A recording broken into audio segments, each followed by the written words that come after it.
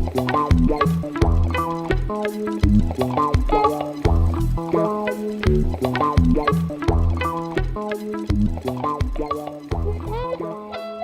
thank you very much, Julien and Stéphane, for organizing this. I've already learned a lot. I hope that you too will learn something from these lectures. Something I do hope that you will learn from this course is a bit of physics, a bit of quantum Hall physics. As some of you know, even though I'm a mathematician, I'm in a physics department. And in physics departments, if you start your talks with equations, you have to apologize. So in order not to have to do that, I will start with a picture. Okay, so these are true experimental data.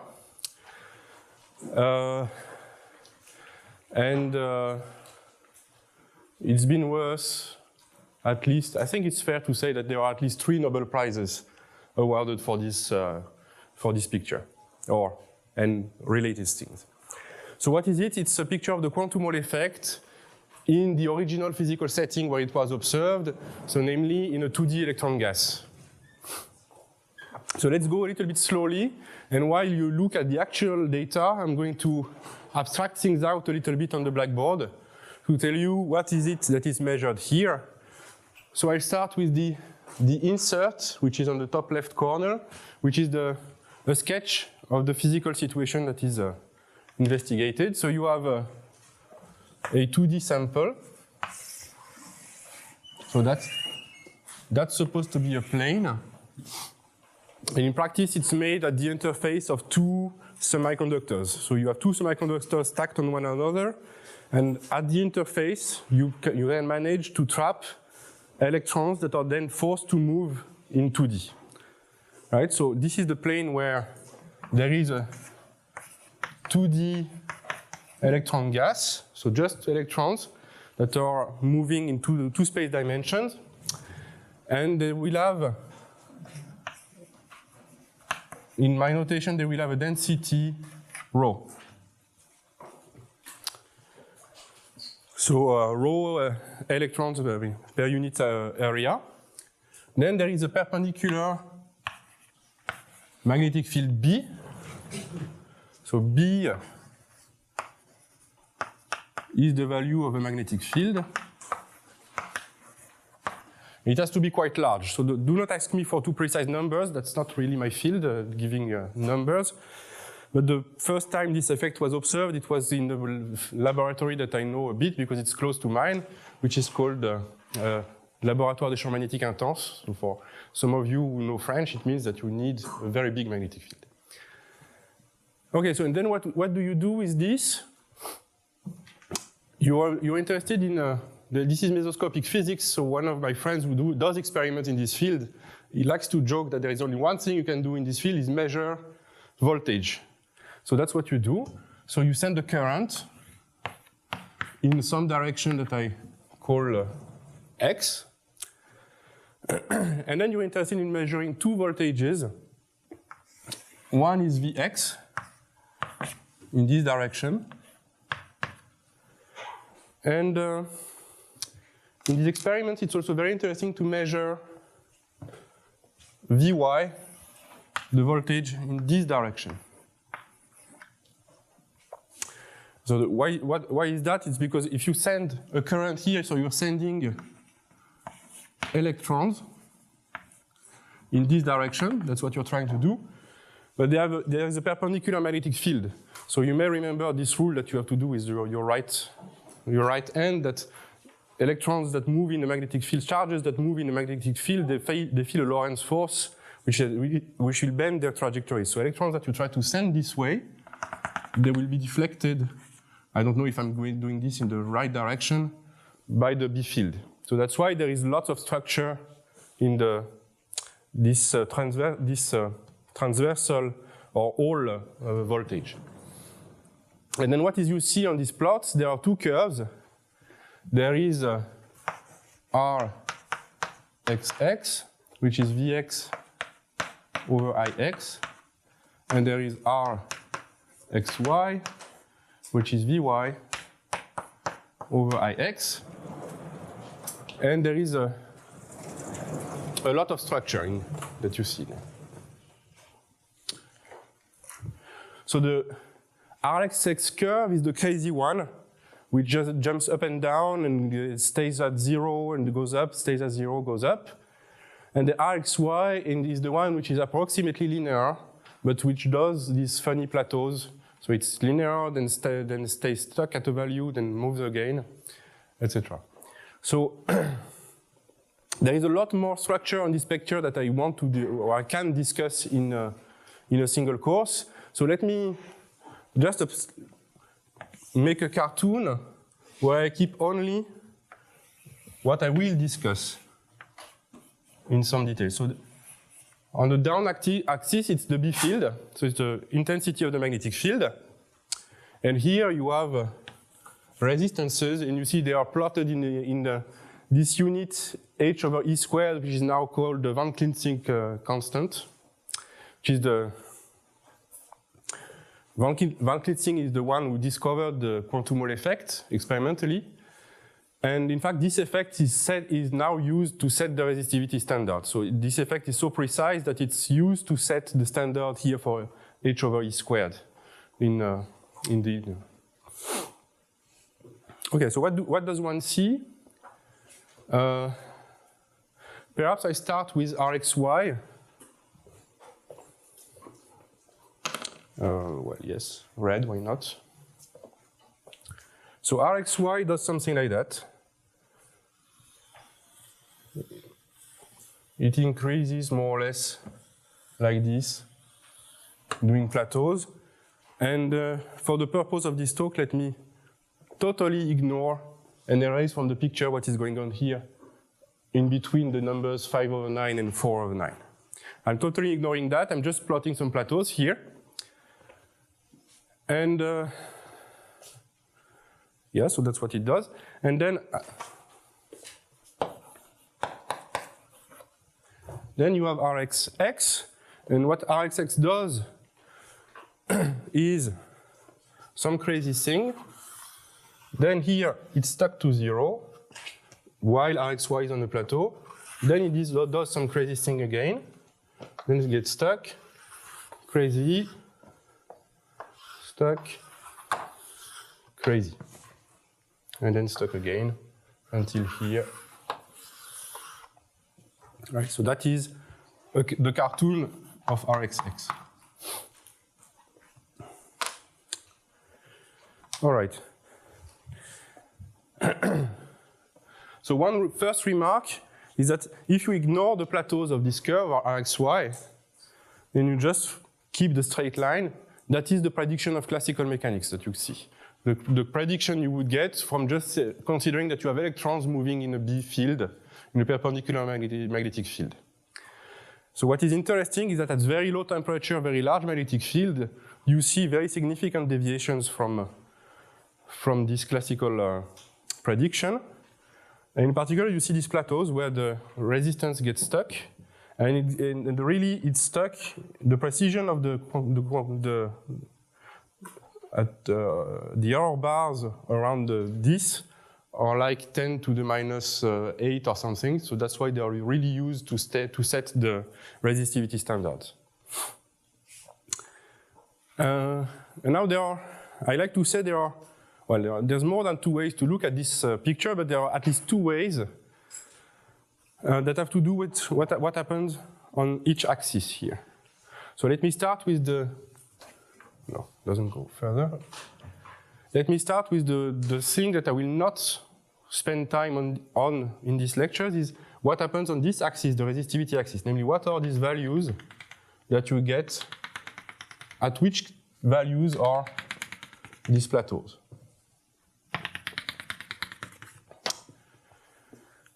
So if you look at the plots here, they happen really at special values of the resistivity standard h over E squared. So I'm not going to discuss exactly which values there are, and I'm just going to tell you that it's a very interesting field in itself because all these values here, they are related to what are called topological quantum numbers.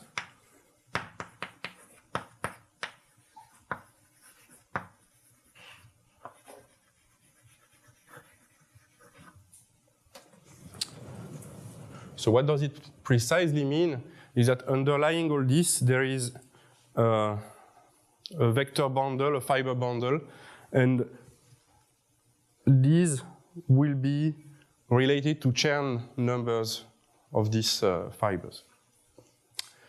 Okay, but that's not what I want to discuss. I just want to point it out. It's a very interesting field in itself. I will more be discussing what's going on the down axis. And in fact, I want to explain to you what are these numbers that are, so you see, each time you have a plateau, it's marked with an arrow, and the arrow corresponds to a number, which is either an integer or a fraction. And these, they correspond to, so you can read this on the down axis. There is something which is called, I'm running out of space here, but let's say this plateau, I'm going to move to another blackboard to explain this. This plateau happens, say, at a value of a certain parameter which is called nu equal to 2. This one would be, say, nu equals to 1. Here you would have, so how many do I have? I have nu equal to 2/3, for example. Let's say here I have nu equal to 1/3. Nu equal to 1/3 is the rightmost stuff. It's this one which makes a really big dip. And if you would continue further to the right, you could see, for example, nu equals to 1/5.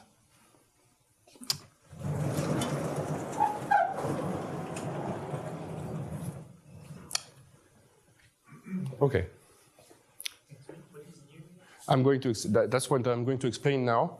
But perhaps now, the idea is that from now on, we forget the actual experimental picture, and we focus on this cartoon, which has all the structure I will care to discuss today. So let me switch off this, the reality. It's 1 over Rxy. Yeah, it is. It is 1 over Rxy. Yeah. But that's exactly what I don't want to explain.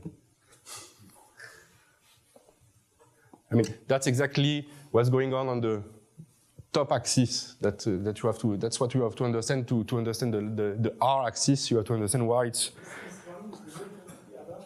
Sorry? Is one of them the derivative of the other? The what? The? I mean, it very much looks like the same thing is the derivative of one slide. I'm afraid it's more complicated than that. I'm not sure I can give a definite answer, but I don't want to make wrong claims. So I think it's more complicated than that. I mean, the actual relation between Rxx and Rxy is not completely understood, I think, and it's well, you can think roughly of it in this way, but it's not as simple. And should we imagine to have something for every rational number? No. This happens for special numbers. I mean, so far in the experiments we have seen, experimentalists have seen just special classes of numbers, and I will discuss only, in fact, those who are so integers and 1 over odd integer. But I will come to that. That's really the topic of this morning. So let me carry on a little bit, and first answer the question: what is nu? So nu is a convenient way of keeping track of what is the value of the magnetic field, and it's the relevant dimensionless parameter. So nu is what is called the filling factor. And you will have to bear with me a moment before I explain why it is called filling factor. So what is it? Well, it is rho over B. So rho, remember, is the density of electrons in your sample. B is the value of the magnetic field. And then obviously I want to decorate this with some fundamental constant. So H is Planck constant, C is speed of light, and E0 is elementary charge, so the charge of the electron. And very soon, since I'm a mathematician, all these numbers will be set either to 1 or to 2 pi, well, depending on what is convenient. So what is really important is that it's rho over B times something fundamental. What you can vary to some extent is by magnetic field and density of electrons. And so the question I really want to address today is why is there something special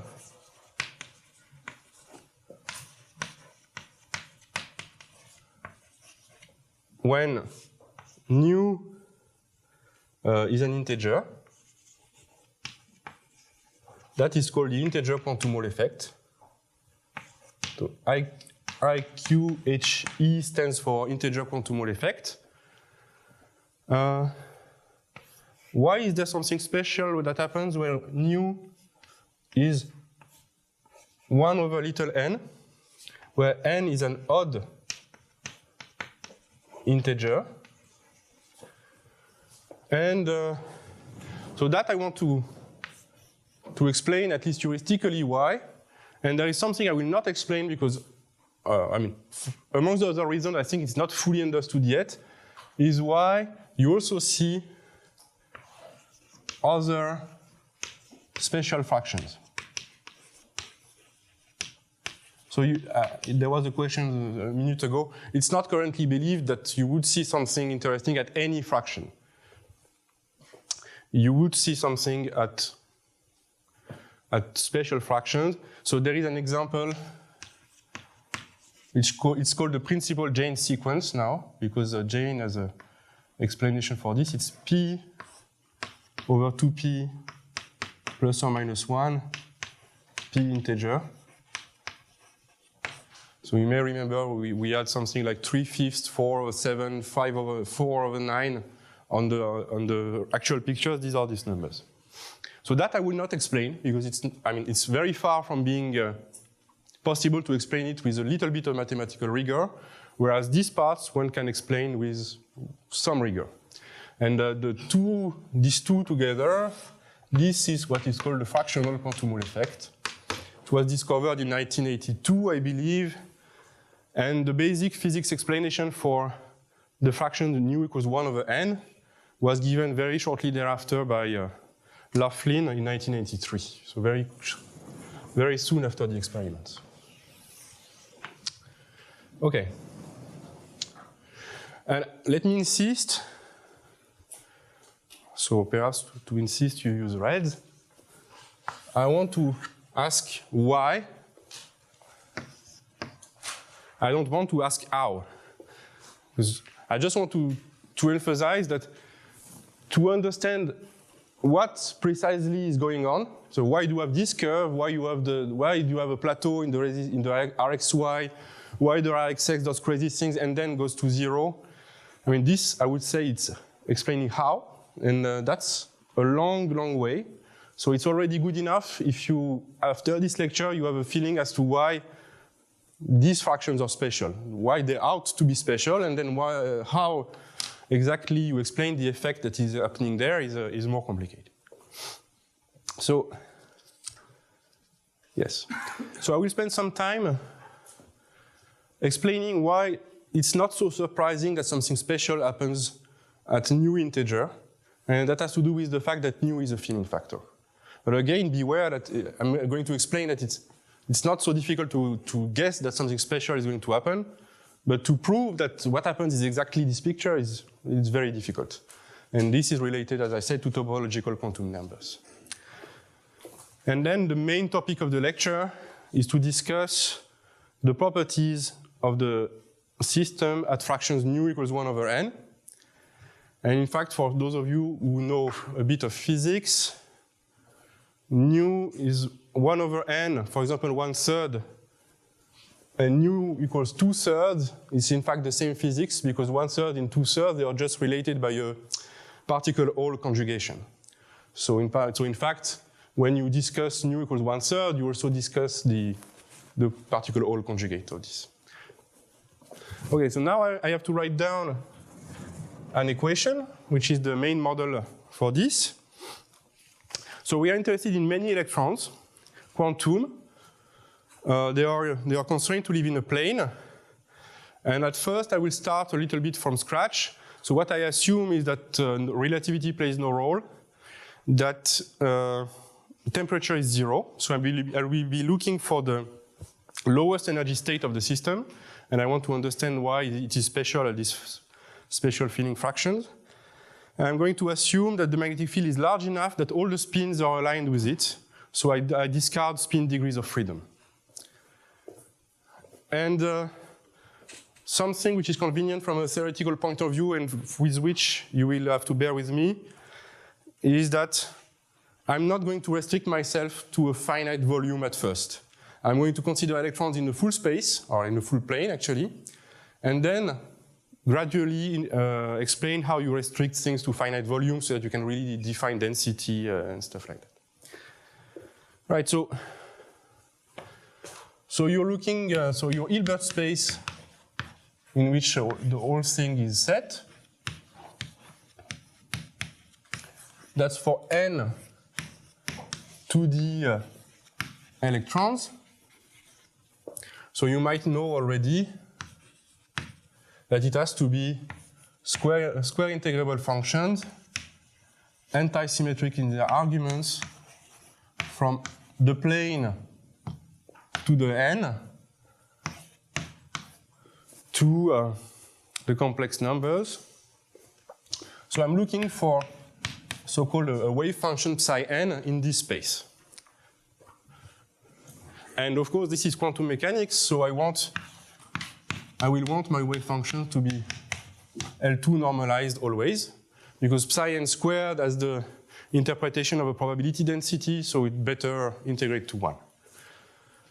So what is meant here is that, so basically quantum mechanics is, this is L2 of R2 into C, tensored anti-symmetrically with itself n times. So what does that mean? So this is the Hilbert space for one particle, so square integrable wave functions. To have the Hilbert space for n particles, you take tensor powers of this. And the point is that I have to have symmetry in there because the electrons are fermions. So there are only two types of particles, there are bosons and fermions, and they satisfy symmetry constraints. And the reason why I put anti-symmetry is that because the electrons are fermions. So what does it mean in terms of the wave function? It means that if you take psi n of x1, xi, xj, xn, this has to be minus psi n of x1, xj,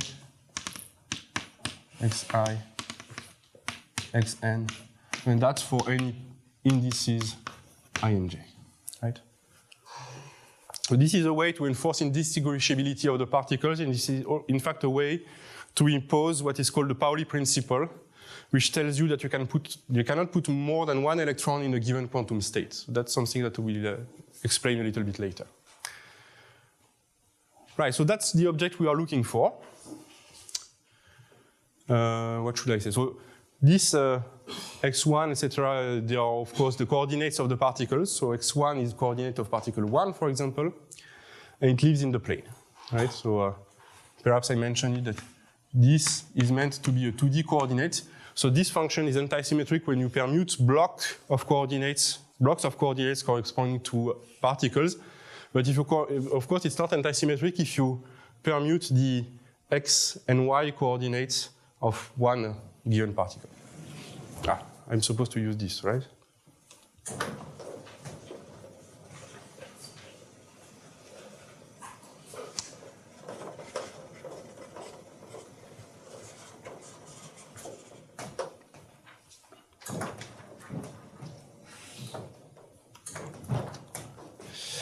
Okay, so that's the object we are looking for, and we look for it as it has to minimize something, because, as I said, we work at 0 temperature, and we look for the equilibrium state of this system, and at 0 temperature it means that it has to minimize the energy. So I have to tell you what energy is. and is given by a Hamiltonian.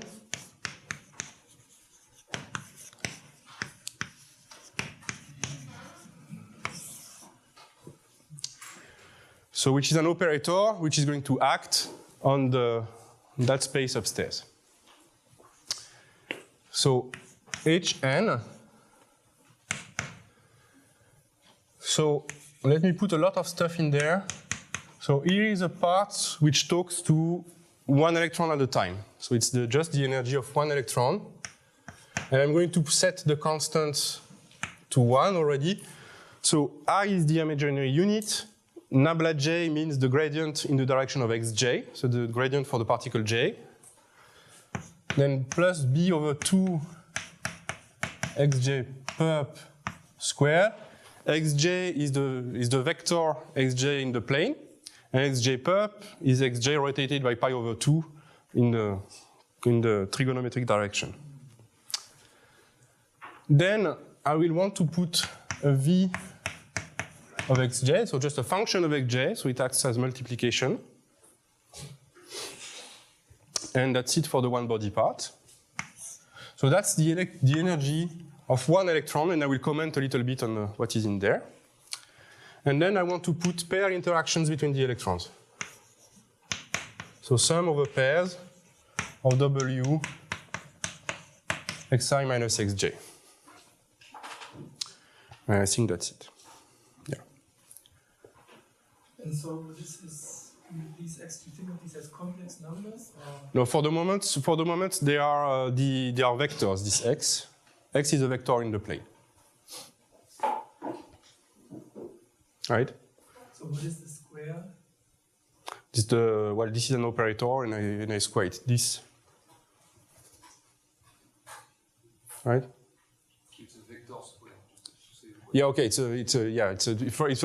you want, that's a vector dot product with itself. I mean, you should apply this to some psi, right? Yes. So what is xj times psi? Then you think of xj as a complex number? No, because you see, you're never going to get xj times psi, because this is a vector and the square means dot product. Think of b equal to 0 first. If I take b equal to 0, this square is just minus Laplacian. Okay? So this is the magnetic Laplacian, if you wish. So, yeah, so, okay, let me try to clarify this. So let's look at H. It will be noted HB later in the lecture, so let me look at this. So minus I nabla plus b over 2x perp squared.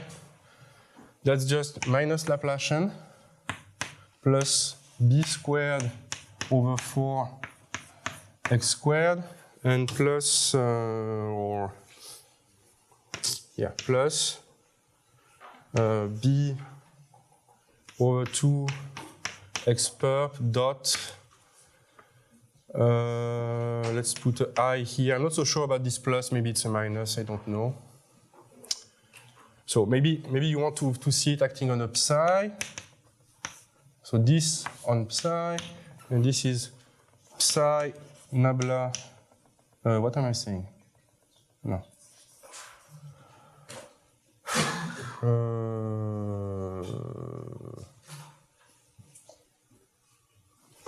Help me.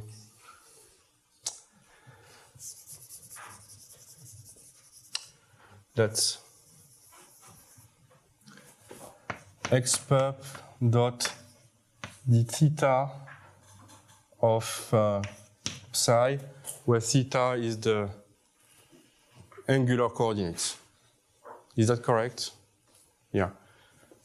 So the main point is that it's always x perp dot some vector, some derivative acting on psi, some gradient acting on psi. So okay. X perp dot grad psi. Then if I write it like that. Did I write something foolish or no? I don't think I understand how x perp acts on some psi. It doesn't act on some psi directly. You see, it's always going to be x perp dot grad. Okay, so you take grad of psi and then you dot with x perp. Or it's x perp dotted with itself, and that's this term. Okay? So this term is just so minus Laplacian on psi. Fair enough. This is multiplication by the modulus of x squared on psi, and the cross product here is x perp dot the gradient of psi. Okay? This is the same thing as taking the derivative in expert direction. Yes, so that's why I was trying to put the dt star somewhere. So it's the same thing as taking, more is the same thing as taking the derivative in the angular direction. So this is an angular momentum term. Yes? It may have no influence at all. I think there is no 1/2 of the left number. Yes, this one here. Yeah, that's right. Correct. Yeah, and then plus Hermitian conjugate of this one. Okay, Hermitian conjugate of this. And then maybe I have to put the 1 over 2. Yeah, actually it's safe adjoint. Because if you write in coordinates, you have d over dx times y psi. Honestly, it's a calculation on which I always do mistakes, so I will leave it at that if you allow me. Okay. So I hope it's clear now that xperp at least never acts on psi. Xperp never eats psi. Xperp eats nabla psi, or it eats xperp psi. So let me just tell you here something which will be slightly important later, is that here I've chosen units, mathematicians' units. So h bar is twice the mass, is the speed of light, is the elementary charge, is 1. And what about this other term? Is it w of x? Yeah, w taken at xi minus xj. So it's a multiplication by w of xi minus xj. So w is some other function. Yes, I'm going to explain a little bit what are the parameters here. So so I have three things to explain. So this minus I nabla j, so remember I is the imaginary unit. This is the canonical momentum of a particle, so this is really solid, but I have to explain why there is a B, why the V, and why the W. And so let me start with the main player here.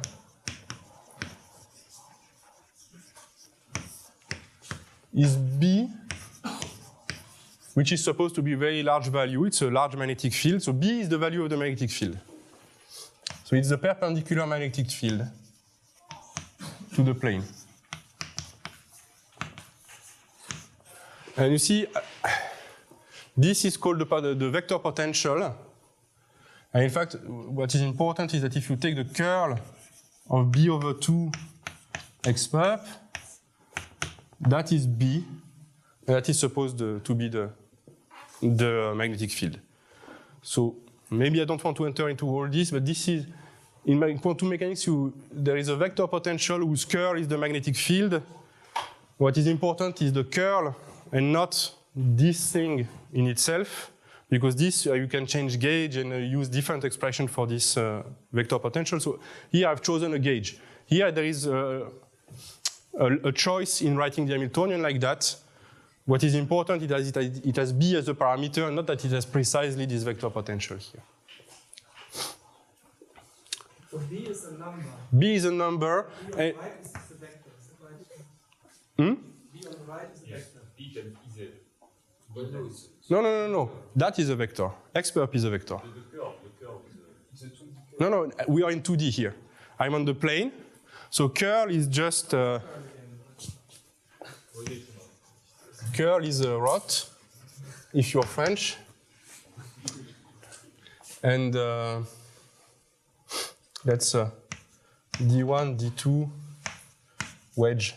So curl of U is D2, curl of a vector U is D2 U1 minus D1 U2.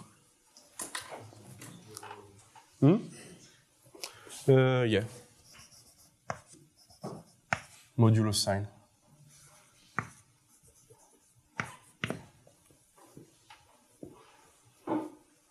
It's just the usual 2D rotational.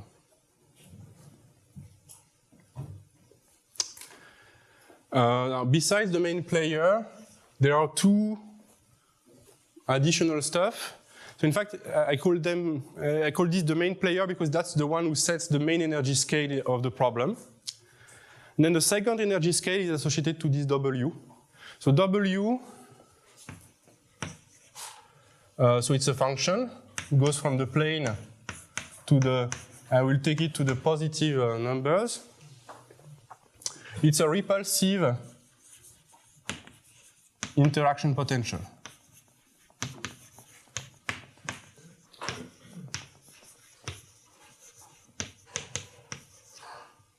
Right? And so you see, you take it, you evaluate it at xi minus xj, where these are two coordinates of your wave function, and the action is just by multiplication by the function w of xi minus xj. So do I have something special to say about this one?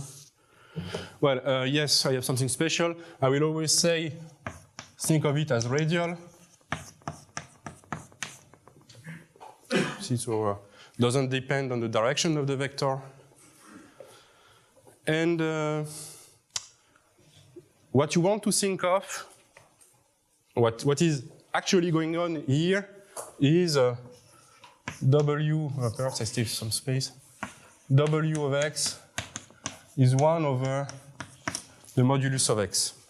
Modulus or the, as a vector or as a complex number if you prefer. So these are the Coulomb, this is the Coulomb interaction. So physically these particles are electrons, so their pairwise interaction is via Coulomb forces, and you have to be a bit careful that they are in a plane, but they are still 3D particles, so it's still the 3D Coulomb interaction. So this is the 3D Coulomb kernel, but you look at it in the plane. Yes? Do you have a formal definition of what this repulsive interaction potential means? Or? There is not really a formal definition, or there are several formal definitions. For me, it will mean positive. So it means that it always costs energy to put two particles wherever you put them. Positive and tending to 0 at infinity? Yeah, it's going to tend to 0. I should write this down, by the way. So it should go to 0 at infinity. You can think of it that it decreases. So it's just a positive decreasing function. Okay? Think of W 1 over x. So maybe I add this, that W goes to 0 when the mod x goes to plus infinity. Another thing you could think of, which people sometimes think of as repulsive, is a positive Fourier transform, which also somehow has a meaning of repulsive. For me, it will be positive. So it's somebody which wants the particles to stay apart. Okay? So last, there is a V, which is the last energy scale. So V is again a function from R2 to R+. The fact that it goes to R+ here is just a convention. But for me, it's a smooth function, so I can just shift it up and down. It's just an energy reference. And this is an external field, or an external potential, better. What is it supposed to model? It's supposed to model, so trapping, for example, the fact that you see here from the outset I started with electrons saying they live in the full plane. I have to keep track of the fact that in actual experiments they do live somewhere. So this could be modeled by this V. And very importantly for quantum Hall physics, you could model impurities in the sample.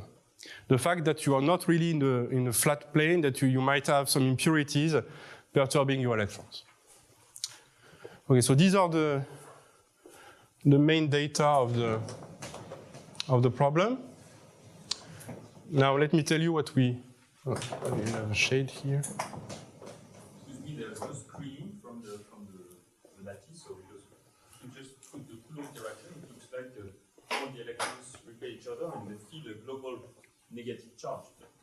I could include this in the V, you know. I could say the V includes about the background.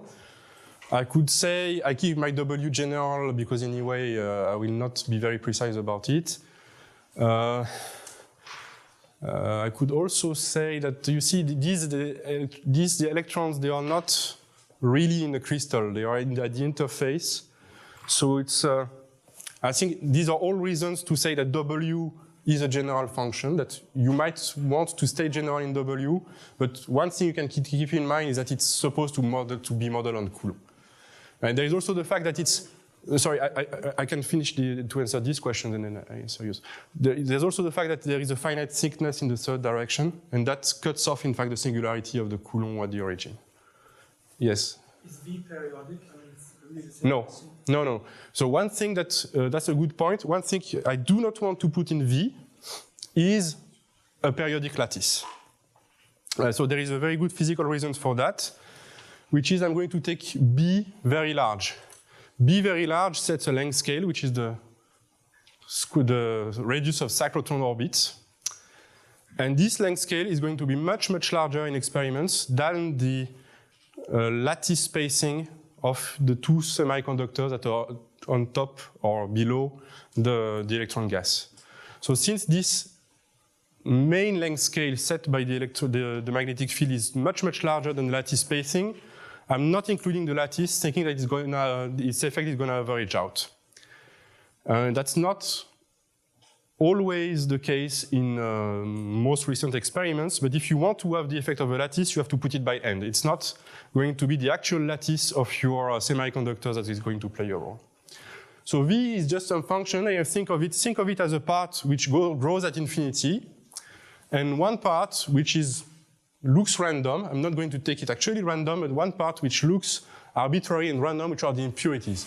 So maybe I can also emphasize this, that I typically think that V of x goes to plus infinity at plus infinity. All right. So now what do I want to do with this? I want to find the lowest eigenfunction. So we look for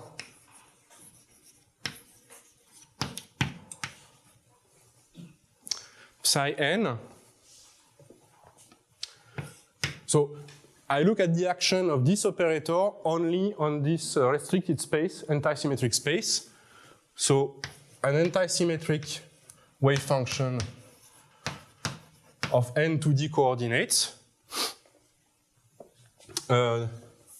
The lowest eigenfunction of Hn.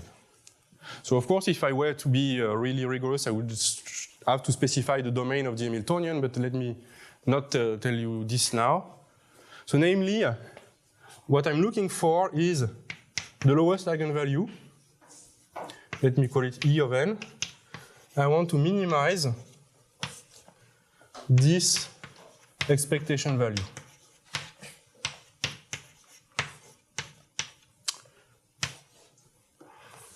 Under the constraint that my wave function integrates to 1. That's what I'm doing. And this psi n is called the ground state of the system. And this is the most stable equilibrium at 0 temperature. So that's the state the system wants to be in when you don't have temperature and you are at equilibrium. And the idea of what I'm going to explain now is that these special properties, the reason why something special happens here at special values of the filling factor, you must be able to read it from properties of this psi n. So this lowest eigenfunction, which by the way is not unique a priori, should have something special happening at nu equals to special values. And what is nu in this thing? What is? Nu does not appear yet. Nu does not appear yet, yes. So the point is, the spirit of this discussion, which is, it's not going to be a mathematically rigorous discussion, I warned you at first. The idea is that I'm going to come up with special states and argue that they have a special nu. Here I have no nu because I don't have a finite volume yet. I will have to discuss this later on for a reason that you will judge, I hope will be clear. Okay? So if you want, the idea is you come up with a psi n, which looks natural as an ansatz. It looks like being a good approximation of the lowest eigenfunction. So it's a function. It defines, in particular, the density of electrons. So it's encoded in psi-n. And then you will have to say, okay, my particular ansatz that I'm very fond of, I can calculate its density. And since I can calculate the density, then I know what nu is, what the filling factor is. That's a bit, it's a sort of reverse engineering here. I don't impose the filling factor from the outset. So let's start with the integer quantum Hall effect. Namely, that's nu equals an integer. And again, here, all this first part is a heuristic discussion. And this is something that physicists like very much because you can understand that something special is going to happen already if you switch the interactions to 0 and you switch the external potential to 0. So I'm going to look at a very special case. I'm not going to take a V, and I'm not going to take a W. So I'm just taking non-interacting electrons who only feel their natural kinetic energy in an external magnetic field. Okay, so now if I do this, the Hamiltonian is just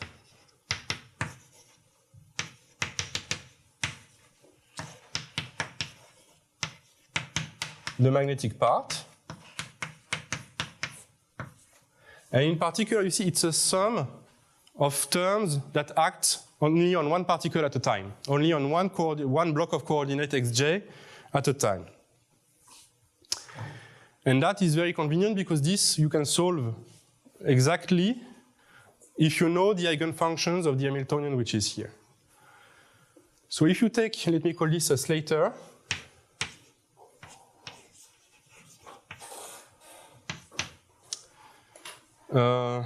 which is U1 anti-symmetric tensor product, blah, blah, blah, anti-symmetric tensor product, UN. Or if you wish, it's called a Slater determinant, so it's a determinant of the big matrix UI of xj. So it's a matrix it has two entries. The label of the function here, u, and the label of the coordinates. So you make a big matrix, you compute the determinant that gives you a function of the coordinates x1 to xn. So here, the u's u1, un are just functions, well, L2, of one coordinate at a time. And I will take them to be eigenfunctions of HB. Eigenvalue, I will denote lambda j. HB is this one body Hamiltonian, the one that I make act on each coordinate at a time. So let me write a claim and then comment it. Then this Slater is an eigenfunction of the Hamiltonian with n particles with eigenvalue the sum of the lambda j's. And here I would say I have to be much more precise. This U1, UN, they are orthogonal, L2 orthogonal to one another. Okay, that's important. Now I have to swap the boards to be able to discuss this a little bit. Perhaps this way.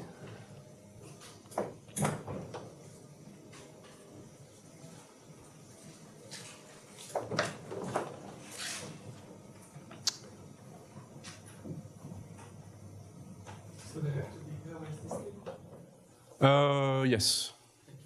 They have to be pairwise orthogonal, in fact, this U1, UN. Right. No, not. Right. Okay, so if this looks unfamiliar to you, it's not in my exercise sheets, but it is in Marcello's exercise sheets. Okay. So this you can think of it as an exercise, and if you solve it, you're in a good shape to solve the first exercise of Marcello's lectures. All right, so what does it say? So you see this psi Slater, it's a determinant, it's going to be antisymmetric when I exchange the particles xi or xj's. And in fact, it's the simplest possible antisymmetric function that I can think of. I take just n orthogonal one particle wave functions, one coordinate wave functions. I antisymmetric tensor product them, and that gives me an n-body wave function, which is antisymmetric, and that's the simplest one. And in fact, if you take the span of all Slater determinants that you can construct from one-body wave functions, that gives you the full antisymmetric tensor product, which is upstairs here. And the claim is that when your Hamiltonian acting on an antisymmetric tensor product is just a sum of one-body terms, you can solve it exactly, well, provided you know how to solve exactly HB here. So, fortunately, that you can do, and that's the reason why I set myself in the full space, or in the full plane. In the full plane, this definitely is in my exercise sheets. You can solve exactly this Hamiltonian. So remember, so you're looking for eigenfunctions of this Hamiltonian. They have to be orthogonal. You have to pick n of them. And in the end, you look for the lowest eigenvalue of the n-body Hamiltonian. So you want to minimize this sum here. So what you should do, what you want to do, is choose U1, UN, the n lowest eigenfunctions of HB. So now I'm not going exactly to tell you what the spectrum of it or what how you compute everything for HB. Let me just make a plot. So here is the spectrum of HB.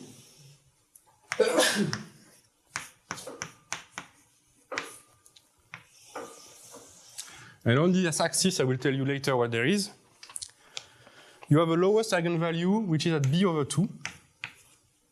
Okay, don't get mad at me if I get the half wrong or the 3/2 or whatever wrong. Then I have 3b over 2, and I have 5b over 2, etc. And I have an eigenvalue for each of these. The fact that it's 1 over 2, 3 over 2 is not important. The fact that what is important is here I have that this is proportional to b. In particular, when I will be considering b large, it means that I have a lowest eigenvalue at value b. So it's very large, but I don't care because it's just the energy reference. I can shift it up and down. What is important is that the next eigenvalue is separated by a gap of order b, which is a very large number. All right, and the point is, all these eigenvalues, they are infinitely degenerate. For all of them, you have an infinite dimensional Hilbert space of orthogonal eigenfunction giving you this eigenvalue.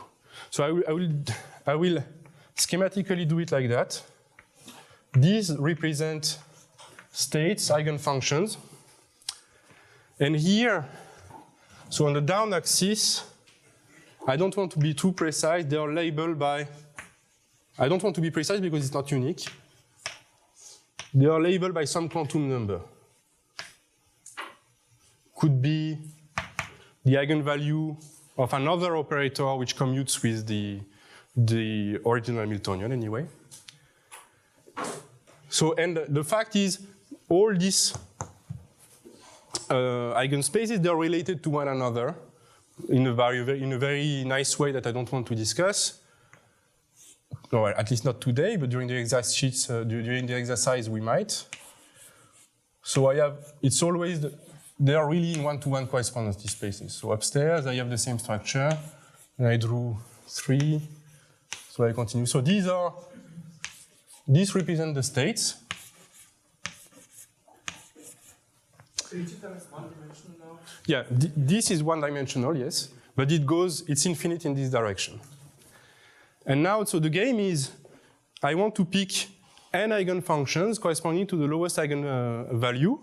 I want them to orthogonal, which corresponds to the fact that so the fact that I pick exactly n when I have exactly n particles is really the Pauli principle, which tells you cannot put more than one electron in each eigenstate, or in each quantum state. But now, of course, if I were really working in the full space where this Hamiltonian has an infinitely degenerate ground state space, an infinitely degenerate lowest eigenspace, I would put all my electrons here. I can put n of them if I want because it's infinite in this direction. And now comes the thinning factor. The thinning factor tells you that, okay, you have infinitely many states like this, but there are only finitely many that you can fit in a finite volume. So let me schematically do this. Here, you have to cut somewhere here. Say, what is on the right is not allowed. You have to cut here at some, here you will have some number of states. And let me denote it by number of states. And that's the place where I cannot be mathematically rigorous, and that's the place where I will actually ask questions to the semi-classical experts in the room. Is the number of states at fixed, quote-unquote, energy fitting in an area, let's call it S. So in a surface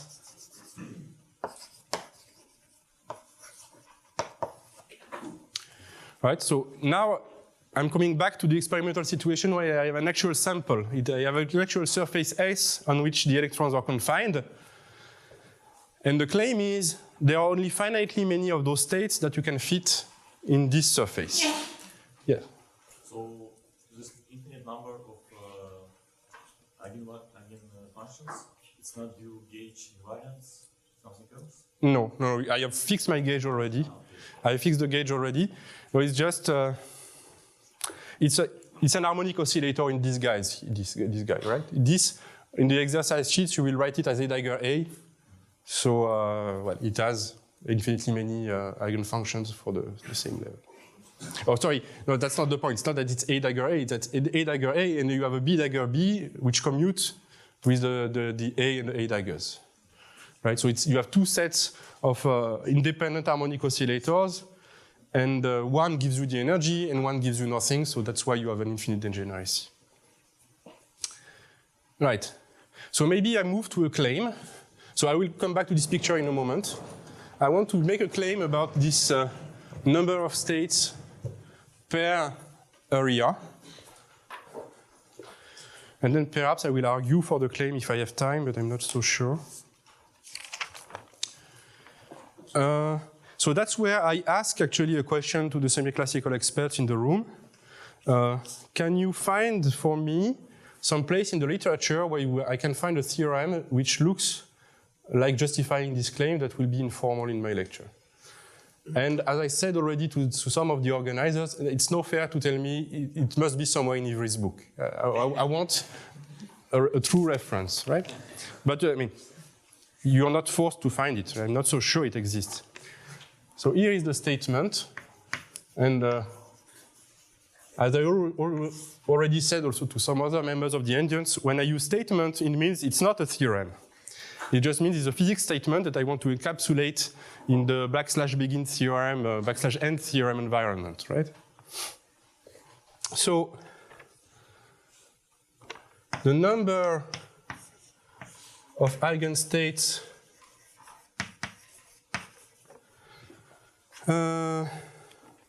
of HB So HB, again, the one-body magnetic Laplacian. Fitting in a region S, and perhaps I want to put quotation marks around fitting, with eigenvalue, well, of course, number of orthogonal eigenstates, right? I'm not interested in degeneracies. With eigenvalue, it must be b over 2 m plus alpha, m an integer. And here I want to put quotation marks almost like this.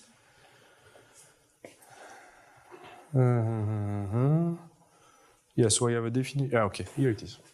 This is for large B, and large B is a semi-classical limit. So that's why I address myself to the semi-classical experts. This is the area of the surface B over 2 pi. All right. So you fix M, you choose a fixed M. I choose a fixed M, yes, sorry. So perhaps I do, yeah, perhaps it's looks more like a proper statement if I do it like that.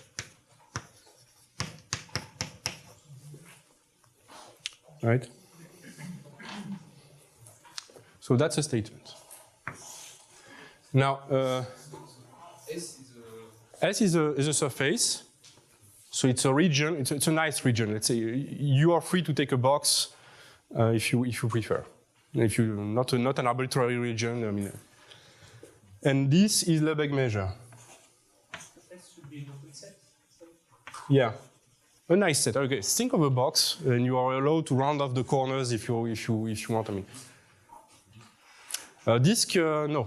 Disk is too easy. I will have an argument, not a proof, but an argument that makes me understand this. So, Lebesgue, this is Lebesgue measure. What do you mean by fitting? So I mean, that's part of the problem to find fitting. You ask the question, or do you? Okay.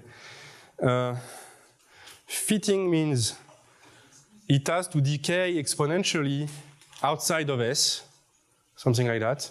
Or you could really say, I fix S, I consider my operator HB here acting on the Hilbert space associated with wave functions supported in S. And then I look at the eigenstates of this operator. So namely, I change the domain of HB to consider, say, with Dirichlet boundary conditions or Neumann. Or, I mean, it does not. Dirichlet, sorry, boundary conditions should not matter in the end. But take HB, restrict it to the domain S, and count its eigenvalues like that. Okay. So I think time will. I should end at quarter past, right? Quarter past. So time, I should be able to tell you some arguments for this. But first, I want to use it on my pictures upstairs. Yes? When you say fitting in the region S, do you mean that, in fact, you will implicitly take V at the potential V, which would be 0 on S and infinity outside, or take a boundary condition? Yeah, you could think of it like that, yes. So a better statement. In fact, the reason I write it like that is that I will argue for it in this form, that if you take actual eigenfunctions of in the full space of the original Hamiltonian, this is roughly true. But the actual mathematical statement should be, you take a bounded region S, say Dirichlet conditions, and you look at HB acting on H1 magnetic with Dirichlet boundary conditions of this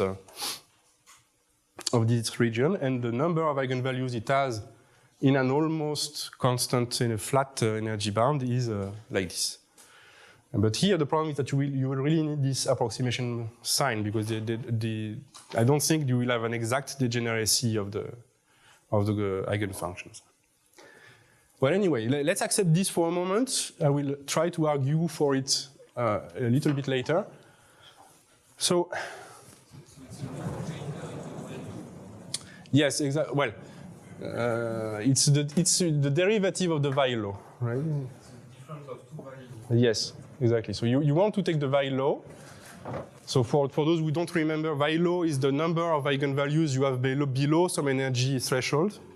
What I want to be able to do is to take Weil law at a threshold lambda, Weil law at a threshold lambda minus prime, and I have a precise enough formula that I can take the difference and obtain something meaningful. Right?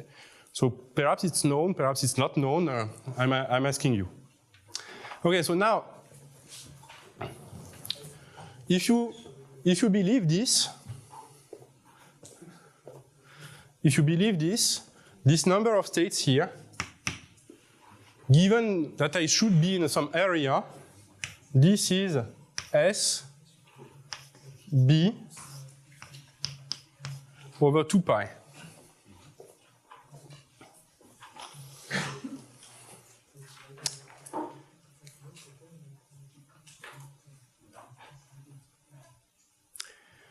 And I'm starting to get a little bit stuck on this blackboard. I need more room.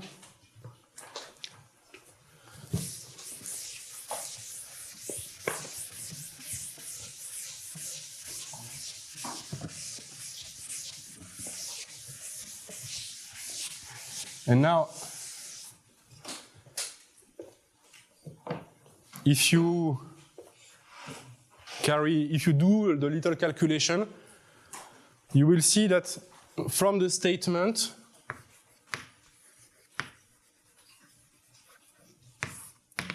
the statement vindicates the fact that nu is called filling factor. Now, if you follow with me, if you follow all the blackboards, you will see that nu, so the statement implies, well, quotation mark implies, because it's not a theorem, that nu, where is it? Yes. That nu is just the number of particles divided by what I called number of states.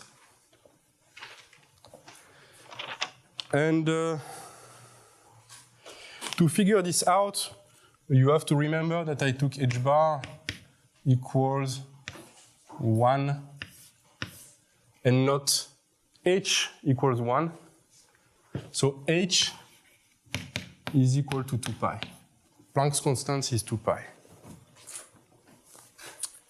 Okay, so you see rho, density of electrons, is n divided by the surface.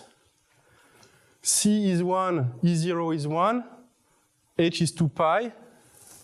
So n over SB over 2 pi, that's this number over here. You can just do the calculation on a sheet of paper on the side. And that's why it's called, this nu is called filling factor. Now nu measures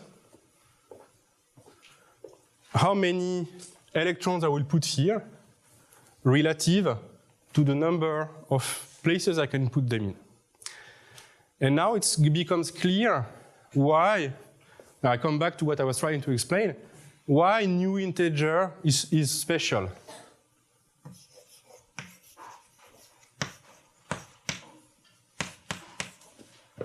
So here you want to take n equal to 1. You want just to fit the lowest one level? No, I will take it equal to 2 just to make a picture that is general. Why is it special? I will picture this with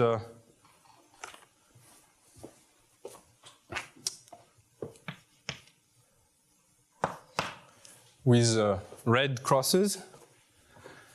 If nu is an integer, it means that I have to fill exactly an integer number of such levels. So if the number of electrons is proportional to the number of states, with an integer proportionality constant, I have to put one electron here, one here, one here. And then let's say nu is equal to 2, it means I have to do this.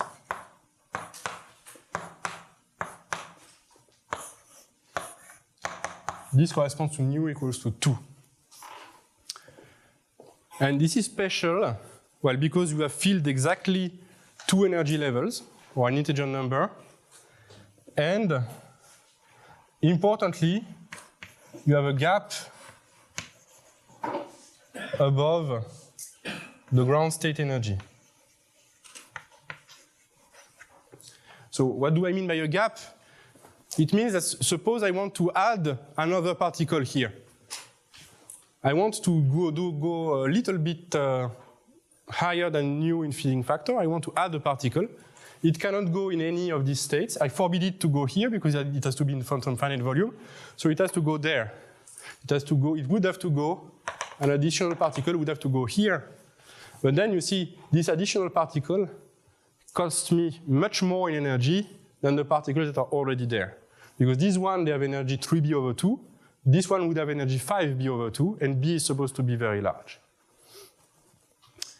So that's what physicists like a lot about this integer quantum Hall effect, is that you understand already the neglecting interaction, why something is special, and you see that it's relatively safe to neglect interactions, because even if you switch on interactions and you try to move particles around, these electrons, they are stuck, right? They fill these two levels, and if you would want to move them around, they would have to go upstairs, but going upstairs costs a lot of energy. So it's a system which is very robust. Against perturbation, it's not going to do much, because, well, as I said, any perturbation of this ground state would have to cost you a lot of energy, so you expect this to be very, very robust. So that's why nu in n is special.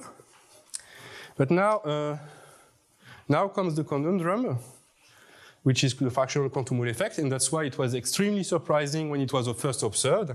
And as a matter of fact, the experimentalists Tsui, Sommer, and Gossard, who observed it, were looking for something else, and were surprised to see it.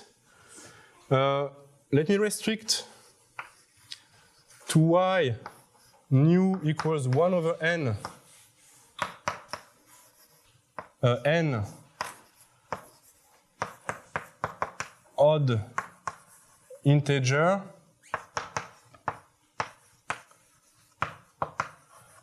why is that special? Well, you cannot read it from the picture. Let me picture this with this red dots. Yes? Something I don't understand. I imagine you have a fixed box. Mm-hmm. S is fixed. Yes. And you have a fixed number of electrons because number of particles is conserved. Mm-hmm. So Bn is fixed. Mm-hmm. But because you are experimentator, you can change B continuously. Mm-hmm. Yes, and so that's exactly why nu is 1 over b. Yes. So nu move continuously. Yes, but nu is basically 1 over b. Yeah, but you see, this is an approximate statement, this number of states. It is, if you want, in the thermodynamic limit, nu is like that, and so you should really think in terms of density rather than number of electrons. You have a big sample. Typically, you have 10 to the 11 electrons in there. So it doesn't really matter that the number of electrons is discrete. See, because you have 10 to the 11 of them. Does that answer your question?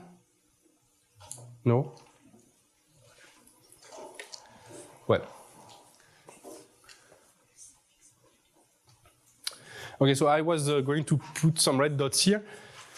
So the reason why it's surprising that something special happens at nu equals 1/n is that if you want to understand this on this picture, you would, for example, put an electron here, maybe another here, maybe another here.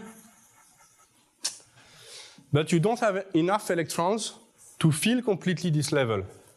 So in fact, the place where I put them in is completely arbitrary. This could go there, this one could move, this one could move. And if I were to add another one, I would pay no gap.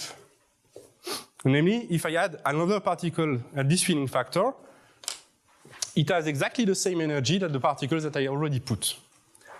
So very schematically, perhaps here I should say that at nu equals 1/n, you have a unique, quote-unquote, ground state. Here, you have a ground state which is massively degenerate.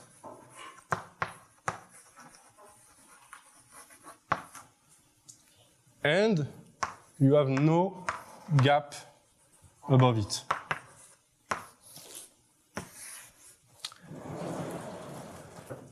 And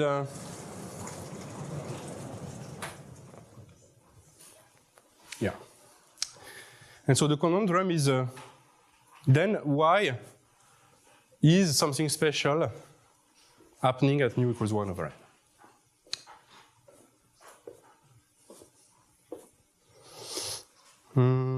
No, so now I realize that for reasons of time I have to make some choices. So I would really like to start explaining why nu equals 1 over n might be special, but that means that the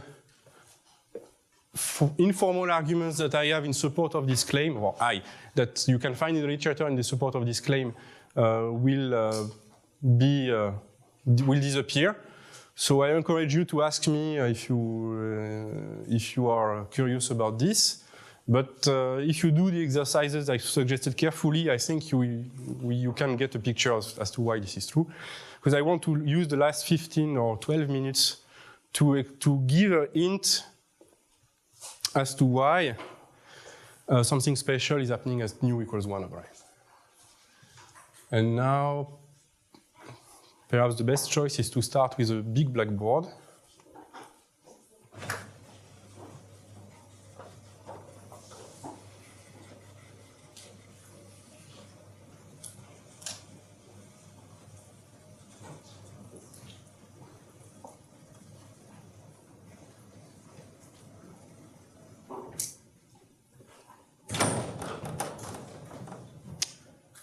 And it's the...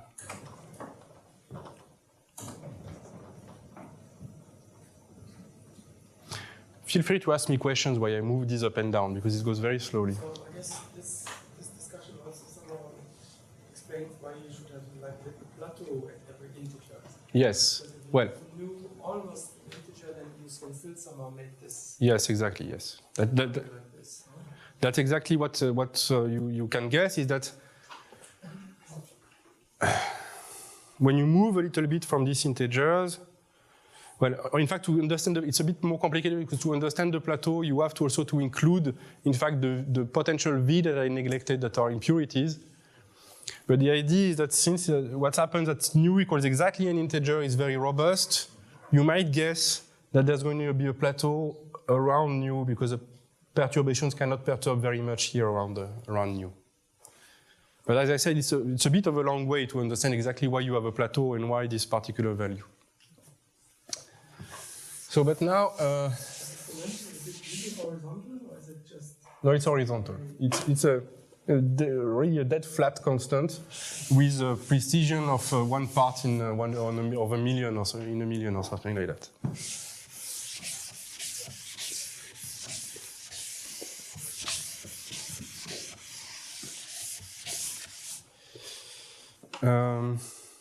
It has to do with Anderson localization, if I can use the word.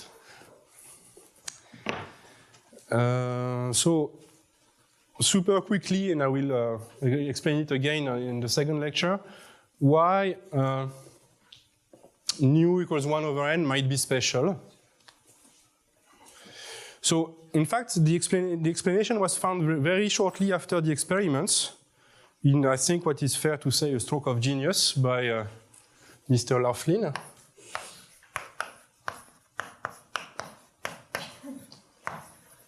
And he got the Nobel Prize for this in several years later, well, 20 years later, well, 15.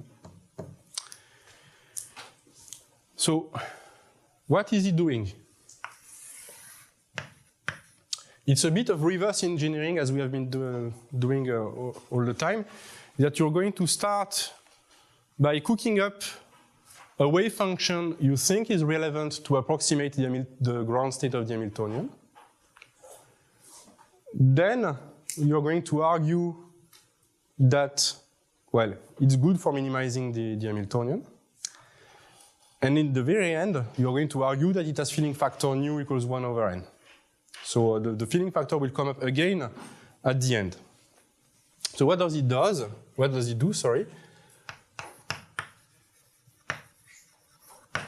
So he writes a Medi body wave function which does what? So first I should say that for the integer quantum Hall effect, I had neglected the external potential and the interactions. Here I put interaction back into the game. So the main idea is that the reason why you might have a unique ground state is because you have repulsive interactions. Now it's the interactions that fix you a unique ground state. So V is still 0, but W is now really, it's here, it's a repulsive interaction. So what does the wave function do? First, it minimizes exactly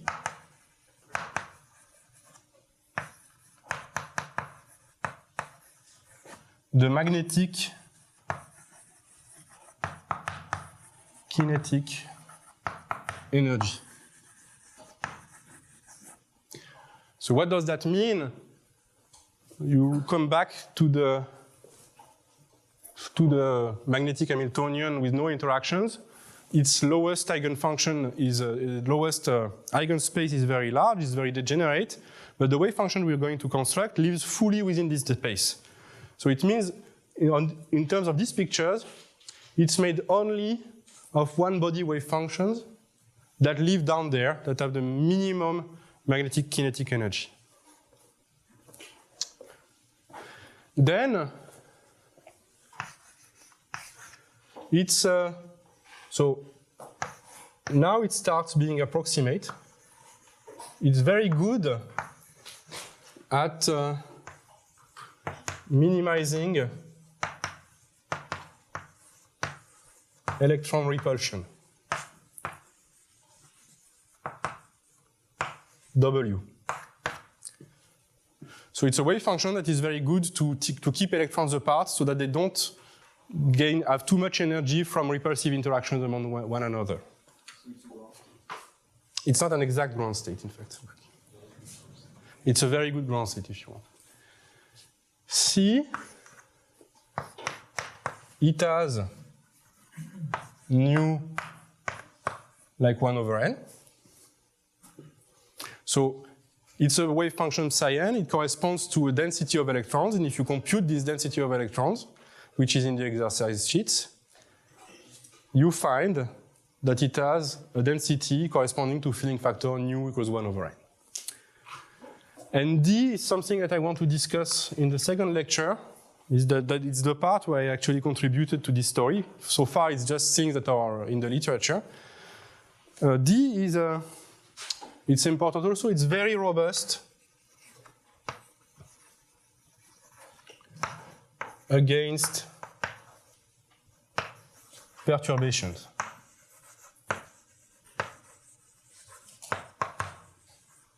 So that's the equivalent of the gap of the integer quantum Hall effect. It's important because I have switched V, the capital V off. And later on, I have to switch it on again and see whether this function is robust against switching this guy on. So now, without further ado, let's look at the wave function a little bit. And in fact, this lecture should, I gave the title a long time ago. This lecture should be titled rather around the Laughlin wave function, because the rest of the lecture will really be about discussing properties of the function I'm going to write down right now. Because it's in the middle of the talk. Yeah, exactly. So how does it look? So I'm going to now identify the coordinate xj, which is in the plane. I identify it with a complex number, because it's more convenient. And if I do that, the Laughlin wave function with parameter little n, which is this little n here,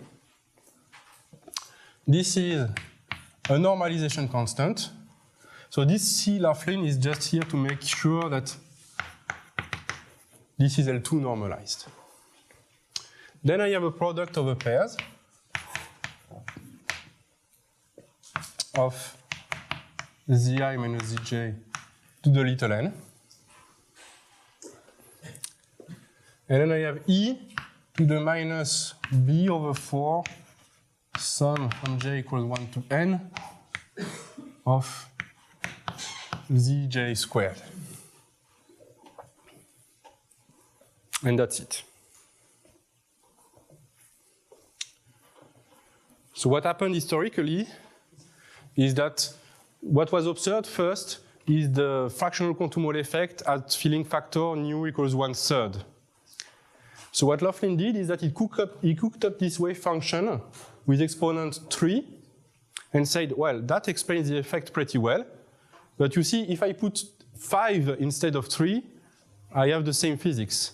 So if you go back to the experiments, you should see something at nu equals 1 over 5 or so, and that was observed later. So it's oscillator determinant. No. Well, you say it minimizes exactly the magnetic kinetic energy. Yeah, but you see, it's not a Slater determinant, it's a superposition of Slater determinants, all of whose orbitals are in the lowest Landau level. But I'm going to comment on this right now, just after I answer the question over there. So the powers at the end, does that reflect some kind of gauge invariance? Because you said it reflects the same kind of physics no matter what the power. Sorry, what the supposed to? The powers at the end, you said that if you put 3 or if you put 5, it represents the same physics. Well, that was an overstatement. I would say it looks the same. It's not the same physics, but it's not related to gauge invariance.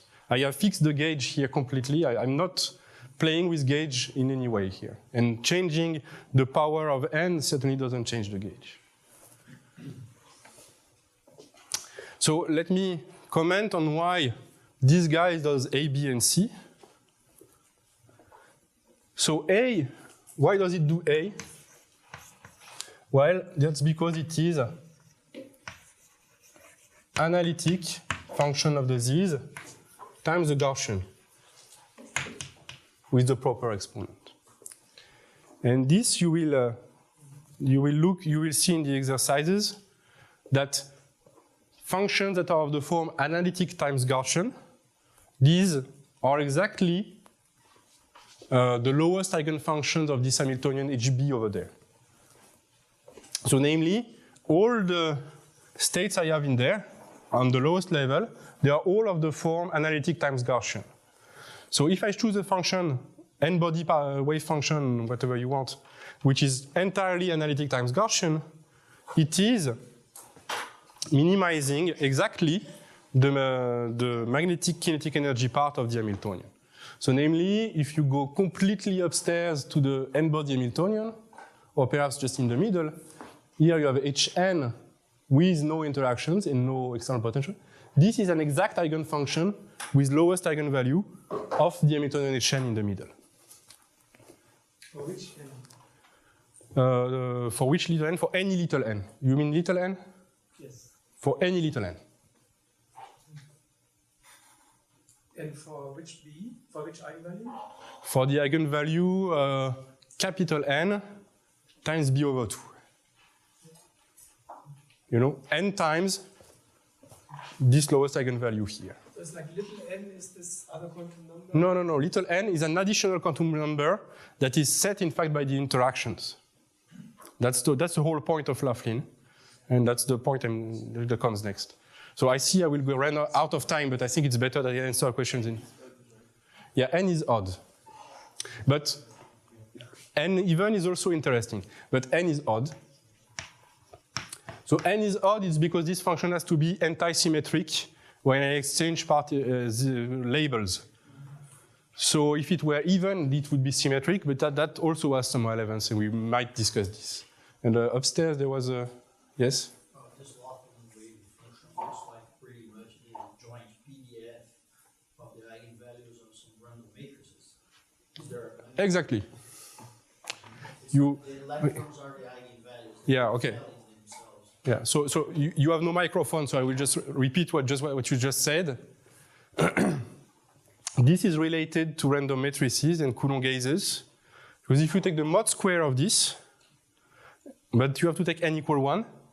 Then this is the joint probability density for the eigenvalues of a random matrix from the G-libre ensemble. And well, the connection with Coulomb gazes, I don't want to give away the answers to the exercises I set. But it's also, I mean, you know the G-libre ensemble is also related to Coulomb gazes, so you might know there is a connection. But what is important is that I'm not interested only in the mod square of this. It's pretty important to me that this is not just mod of Zi minus Zj to the n, it's actually Zi minus Zj to the n. And this reflects analyticity times Gaussian, and this is really quantum mechanics. And the reason, so now I move to the second part, B. Why am I very good at minimizing repulsive interactions? Or why do you expect this to be very good? Well, because this function, since it vanishes when Zi is equal to Zj, it doesn't want electrons to come close. You have to understand this as I'm reducing the probability that two electrons are close. So the zero, and to some extent, I can play with the order of the zero. So it keeps electrons apart. This property is already necessary for satisfying the Pauli principle. Yeah, so but the Pauli principle requires n equals to 1. So what you do is you just crank up the power you need from the Pauli principle to obtain, to reduce interactions. And you see here, it's very important to understand that there is a conspiracy between the magnetic field and the interactions. Because the magnetic field wants you to be analytic times Gaussian, and the interactions want you to vanish when particles come close. And if you are analytic and you have to vanish somewhere, you cannot vanish in an arbitrary way. I mean, essentially, you put a zero like this, so it comes with an integer because there is a polynomial lurking behind. And importantly, it comes with a chirality. It comes with the phase of the wave function goes in a specific direction around each zeros. And again, perhaps I'll repeat what Stefan said because he has no microphone. A wave function with no constraints on the lowest, which is analytic times Gaussian and antisymmetric, has at least to have these factors with n equals to 1. Because if it's antisymmetric, it must vanish when Zi is equal to Zj. And if it vanishes while being analytic, it has to be dividable by this factor. So what you add compared to any generic wave function, which is analytic times Gaussian and antisymmetric, is that you crank up the power, the rate at which you vanish when particles come close. So now I'm already over time, so maybe I would say that C, I just say something about C. C, it's one of the two problems in the exercise sheets, but I think I would be robbing you if I didn't tell you what C means. So why does this guy have filling factor? So what is the density of particles corresponding to that? The density of electrons of any n-body wave functions, let's call it rho psi n, that's n times, so rho psi n of x is n times the integral over 2n minus 1 coordinate of psi n, where I put x in the first argument, dots over there, and I integrate over the dots. So you see, I take x2 over x2 to xn, I integrate over. So psi n squared is the probability density of finding particles in a given place. I integrate this out, I take the first marginal, in fact, in a probabilistic sense. So I integrate this out, so this gives me, and I multiply by n, this gives me the natural notion of density of particles. And I will end with this, and you will prove this in the exercises. The claim, which this claim is perhaps, I think, the first claim of everything I said that you can turn into an actual theorem. but that's your job. The claim is rho psi Laughlin with exponent n. It looks like when, well, I don't specify the limit, well, maybe I do. It's n to infinity, b fixed, but you have some freedom in this, so it's not very important, little n fixed. It looks like b over 2 pi little n, and of course this has to integrate to n, so it's the indicative function of a disk of center 0 and radius r, and radius r is just fixed by normalization.